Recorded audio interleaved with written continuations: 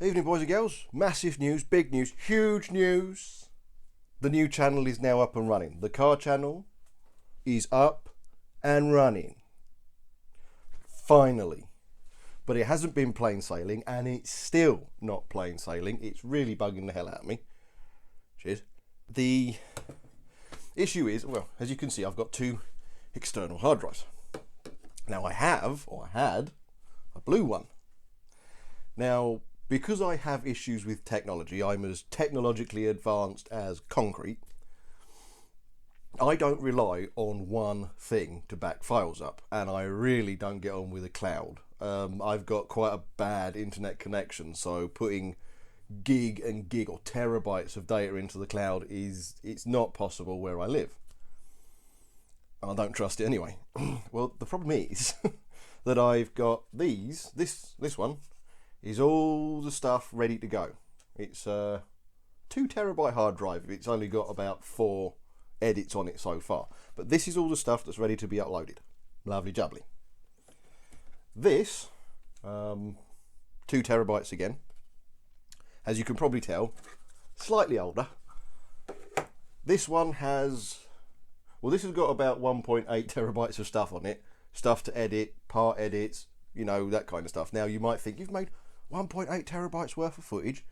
No. For anybody who's unfamiliar with the editing process, you make all your raw files and then you edit them together so that you can sync up the audio and all that kind of stuff. And once you've synced up the audio, you probably then overlay the other camera if you've got 2 cameras, or your mobile footage and all that kind of stuff, and you'll edit and then you'll edit and then you'll edit. Yeah, because if you try and do it all at once, depending on what editing software you've got, I mean, my one is not that great, but I don't have a huge budget. If you try and do it all at once, you can delete one segment and nothing else moves, or something gets deleted somewhere else, and then when you play in the entire thing back,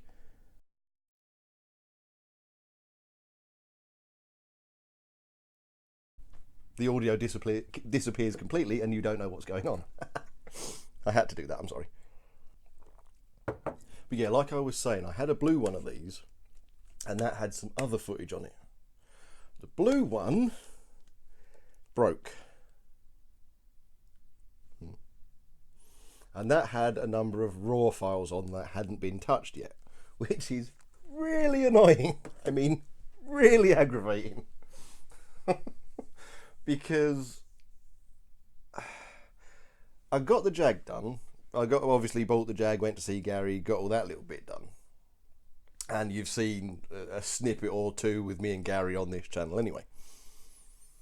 And then obviously I had to get it repaired. Now, the entire concept of the channel, I'm going to say it here because it's going to be a while before I say it on the new channel, but the entire concept of the channel is, yes, we can fix cars, yes, we can sort about with cars, and we can review cars. Everybody does that, and their mother. But it was an idea I got watching Hoovy's Garage, or Garage, or however you wish to say it. And that is, he buys a car, but he's not a mechanic. So he takes it to a garage, and then he basically tells you how much it's going to cost to fix it. Now, I can't just copy him, because that's not right. I mean, he's got his thing, and everybody's got their thing. And I can't just do an inner workshop fixing cars, because I can't afford a workshop. I don't have a workshop. So I can't do a Tavarish thing, and I don't want to do a Doug DeMuro thing, because, again, that's Doug DeMuro's thing. So the entire concept of this channel is, yes, we're working on cars. Yes, we're going to review cars. We'll talk about cars that we own or cars that we hire, all that kind of stuff, like reviewers do. And then working on cars like the Terrica, and blew all the injector seals. So as myself and Dan, you'll see that, getting that back on the road. I had a TerraClean done to it. Recorded a little bit with a guy from TerraClean. That will be later in the year. I've still got to edit that one. Fortunately, I hadn't downloaded any of the raw data onto the blue one of these, so I've still got it. Although the guy who came round has a really, really quiet voice, and his name happens to be Bill. So of course I'm referred to as William. Makes sense, it is my name. So I've got all of that kind of stuff to do. But the Jag. Now this is the thing. The Jag. I'm kind of spoiling it for you guys who are watching me and then going to see the channel. But I'll tell you now, for anybody who's new to that channel and hasn't seen this channel, it will still be a surprise. You guys, you've already seen it. What the hell am I destroying for you? So, the Jag. Let's say you're wanting to get into classic cars. Everybody starts with a modern classic. More often than not. Unless your dad did it and your granddad did it, you're going to start with a modern classic. Parts are easier to come by, probably still within their service life at main dealers in some cases, so on and so forth. Now, for anybody who says, yeah, well, next time paint the blue, for anybody who says that, there are people who like the Austin Princess, well, the Austin Maestro, for example, an old Rover Mark 1800 or an old Rover P whatever, insert your number there. All of those were daily driver cars. All of those were average cars. Nothing special about them. Somebody at some point bought one of those as a modern classic back in the day, and they kept it on the road. And now you can go and enjoy them at car shows. That is what the X-Type is. It's a modern classic. Yes, it doesn't appeal to you.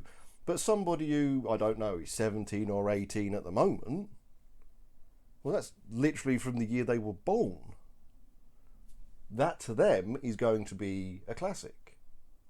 And so people like myself, or people who want to get into modern classics, buy cars like that, fix them up, keep them on the road, and then eventually, Mark 1 Rover 800, they become a classic. And so the concept, although it's costing me a goddamn fortune, the concept, because I've got other things going on as well. Don't just blame the car. I've got obviously the Terrican stuff to do, all of this stuff to do. I'm trying to fix a website up, and that costs bleeding money. And I've got everything else going off as well, plus the debts, as you know.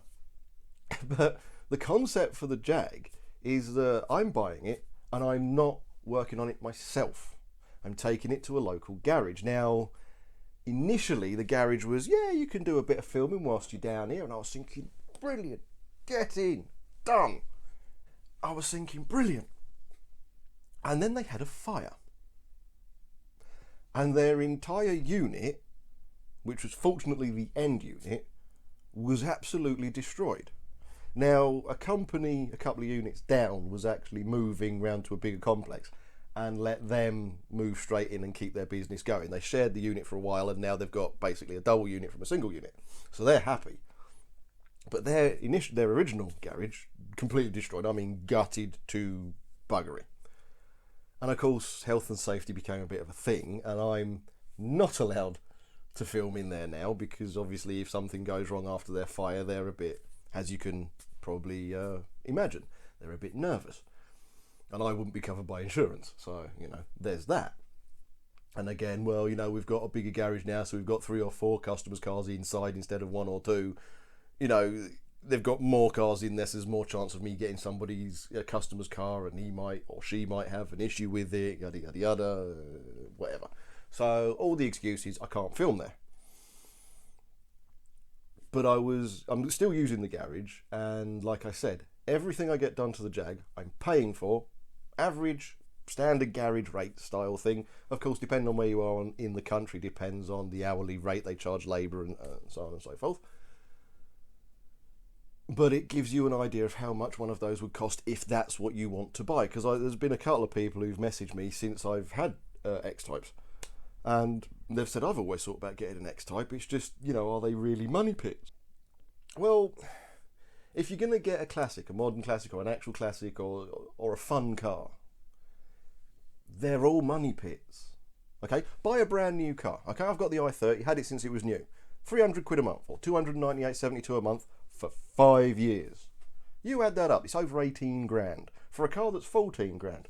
So I'm already 4 grand knackered, plus servicing, tyres, any MOT repairs it may need, and obviously running repairs as the mileage goes up. So it doesn't matter whether you get a new car or whether you get an old car. Every car is a money pit. If you're getting a car as a classic, a fun car, a day off car, that's your hobby. Yeah? That's what you spend money on. Yeah, if your hobby's going down the gym, you spend money at the gym. If your hobby is model trains, you spend money on trains. Yeah, and if you get 5 decent Hornby whatever gauge model trains, they're like 300 quid each. Yeah, I've had a lot of work done. Excuse me one second. You may have seen it in the background. I've had a lot of work done. Yeah, that is the crank pulley, the dampener pulley, including the little seal, which, as you will find out, the previous owner had used bathroom sealant to try and reseal it. So this, and there's a number of gouges out of this, was properly stuck on. It took a while longer. This is the entire sump gasket to a 2.5 V6 Jag X-Type engine, and anybody who knows anything about those knows that's an expensive job to get done. And this is the radiator, and it's still got some water in it, so I better be careful with that one. And obviously belts and other things like that. Now, I got these parts back, I made content about these parts and everything like that to put it on the blue one went wrong, so I've got to redo this. That's what I was talking about earlier on with the blue one going wrong. There's a number of things I'm going to have to do in the new year that I'm redoing. So I'm going to have to try and order it, but there's going to be continuity errors, like I've become slightly more rotund since the last time. And the thing is, like I said, if you're into Hornby trains, you could get 5 trains, about 300 quid each. That's 1,500 quid. All of this stuff I've had done to that Jag, radiator, pulley, sump seal, obviously a service involved in that, changing the oil, bell, there's a top pipe that was changed. All of that, yeah, about 1,500 quid. So yeah, it's a money pit.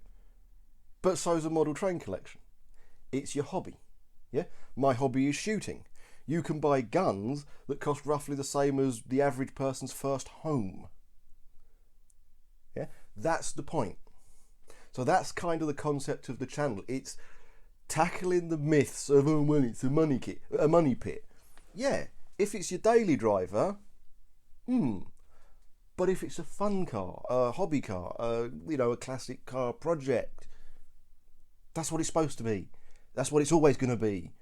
That's your hobby. That's what you spend your hard-earned money fixing. Yeah?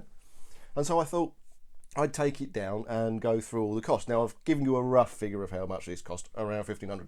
It's not quite, it's a different figure to that, because I don't want to give everything away, obviously.